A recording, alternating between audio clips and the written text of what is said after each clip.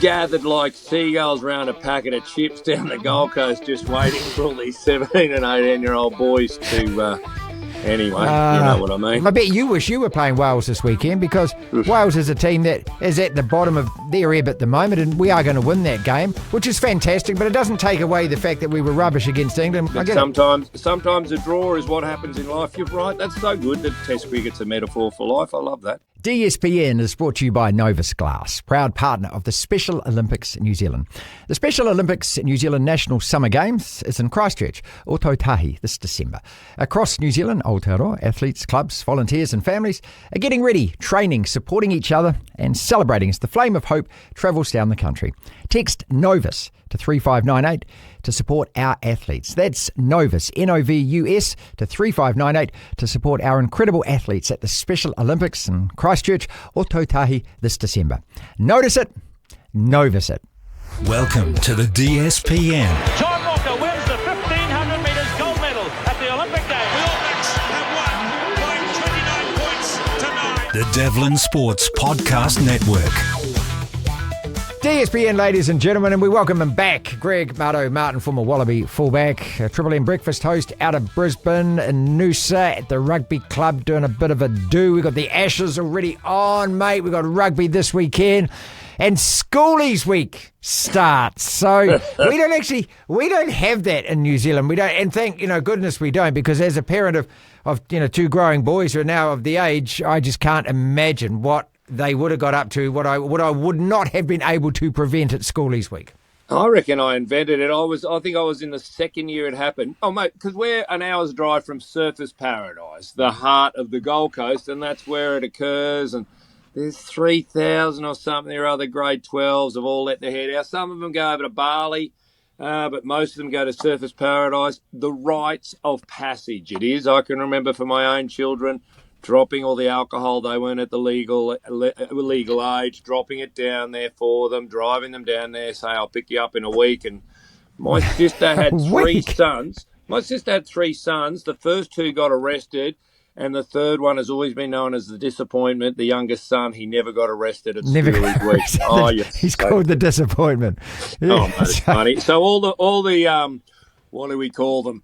We used to call them prostitutes. I think we call them content creators these days. Yes, content creators on social media. Yeah, those ones. That's right. They've gathered like seagulls round a packet of chips down the Gold Coast, just waiting for all these 17 and 18-year-old boys to... Anyway, you know what I mean. Really? So, the rite of passage, okay, the Australian rite of passage. So I guess when it comes to the Ashes, there won't be a big screen down there for everyone to watch. Surely they must think of that as well. Come on, the Schoolies. You're talking 17, 18-year-old men who have had the chance to have sex with somebody and drink beer. Will they be stopping their lives to watch Test cricket? No, I'm very sorry. You're incorrect. Everyone else in Australia might be watching it, but not them. Yeah, I was just going to say, I mean, it does. It's the Melbourne Cup stops a nation. I think first session from Perth stops a nation, doesn't it? Oh, God, yeah. Oh, mate, it's huge. The build-up's been enormous. There's nothing worse, though, than people talking, and we've tried to do it on our radio program every day this week. Oh, let's talk up the Ashes. Oh, it's so dull. Before anything's actually happened to talk about, and we've had every expert under the sun. Oh, what do you reckon's going to happen? Oh, what do you reckon about this? So, no, until it actually happens, it's dull as. And then, of course, as Test cricket happens, what's the score? Oh, I'm not really sure. Oh, I've been watching it for 4 hours, but I still don't know. So that's Test cricket, and we don't I love care. Test cricket. No, we don't. And for those who don't understand it, I keep saying, I'm not going to explain it to you. I just don't have the patience anymore. If you don't get it, you don't get it. And if you don't get it, you're missing out on it, because it is the ultimate sporting metaphor for life is Test cricket. That's beautiful, Marty. I love that. And your kids, do you remember when your kids used to go, who's winning, when they didn't understand cricket? Because neither mine ended up playing cricket, whereas I love my cricket as a youngster. But they go, who's winning? And you go, well, that's not what it's about. It's it's a toing and froing, and there's this, and the momentum can change slowly, but suddenly, and it's an acquired taste. That's Don't you think, Greg, one of the most purest things ever in sport is that, and it doesn't happen that often these days, but that bitter fifth day hanging in for a draw where one team is just desperate to win the other.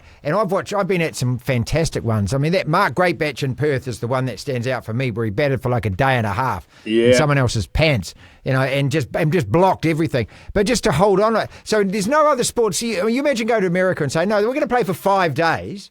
It's going to be a draw at the end of that. And it's still as thrilling as it is. I don't know. Still satisfied. You're right. Yeah, so the fact, I just hope that it never gets removed from everything about sport, because if it does, there's no other sport that actually replaces that bit. And if you don't understand, I don't know, if you don't understand it, I just can't, you don't get it. Well, that's the thing. You think about rugby league. Oh, we've got to have a winner. We can't have a draw. We can't do that. I like a draw, mate. I don't have a problem with a draw. Me too. I can't stand golden point. I believe you should get your playoffs is fine.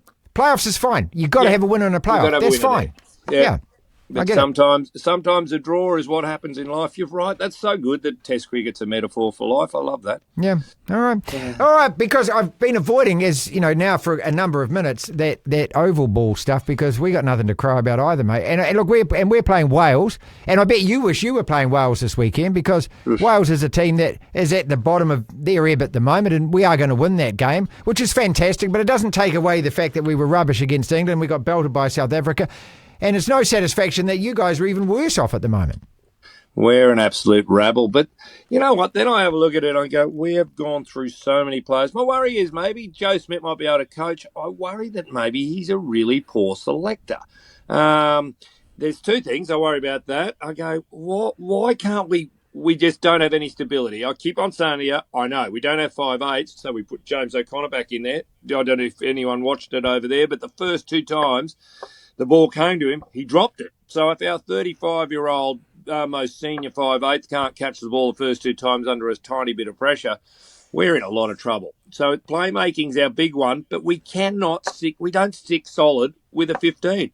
The old days, you used to go, 10, 15 tests a year. That's brilliant. Let's keep the same team as off. Only time you made a change was injuries. Now, he's a bit tired. The sports scientists have told us he's done too many metres this week. We better have a rest. He made too many tackles last week. Better rest him. That's not how anyone would tell you combinations when the pressure's on and there's no quicker game than a test game of rugby, and no more pressure than a test game, and everything's coming at you fast. Especially when you're playing Ireland or England or France, you need combinations. That's the key, and we haven't got it here in Australia. So there's a big calls this week, and you and I and most of the New Zealanders know Joe Schmidt is a good coach, and Irish people know that too. He's a good coach. He may not be a good selector, and maybe because he's going, we already know he's going halfway through next year, and Les Kiss, the Reds coach, is going to take over. I think a few of the boys may have switched off and gone, where's the motivation? This bloke's not going to be coaching me at the Rugby World Cup in 2027, so why am I even bothering? It just seems to have their intensity. This is a Wallabies team that bloody beat South Africa in Johannesburg, that beat the British Lions once, almost twice, and suddenly they've fallen off a cliff. Yeah, I don't know how to explain it. I do not know how to explain it. It's so disappointing because, once again, we've taken hope of Australian rugby fans to here and we've let them down, and that's what's been going on consistently over the last 20 years. And I'm going to finish on this, and I know that this won't sit well with you because England have just beaten both the Wallabies and the All Blacks, but no. I just hope the Poms dick you in the Ashes, mate. I really do. Because the Australian rugby team is like the Australian cricket team's like the English rugby team for us. If there's one... Look, because what our All Blacks do to you as far as the bleeders, that's what you do to us. Every time we play you in cricket, we just shite the bed. It doesn't matter what game it is, when it is, where it is, who's playing, we just crap the bed. And so the only small slice of redemption is hopefully they take the Ashes away. No. That's all. That's bitter and nasty. But that's exactly how I feel about it. That is nasty from you, and that's not normally what you like. So I'll wear that. You're not a nasty person. Mate, I hate the Poms. They're just... This is what I wanted. The real him's coming. The real him. Yeah. I can't cop them. And when they do beat us, they crow forever. And I love our cricket. Mate, I've grown up loving our cricket team, and I know they do a lot of silly things, and then there was Warney, and I apologise to him and all the rest. I love Warney. We all love Warney. Oh, mate, we're so looking forward to the cricket season start, because otherwise I've only got Women's Big Bash League to watch, and that's not doing it for me. I'm sorry. Always, mate. Have a great time at Noosa. Don't tell any old stories. Tell new stories. Always do, mate. It's taken me a day and a half. I'm not even getting paid. There you go, because I love the Noosa Dolphins, and I said, anyway. But they put us up in pretty good accommodation. That's where all the beautiful people in Australia go to Noosa. So I thought I'm taking my wife and talking rugby. I love it.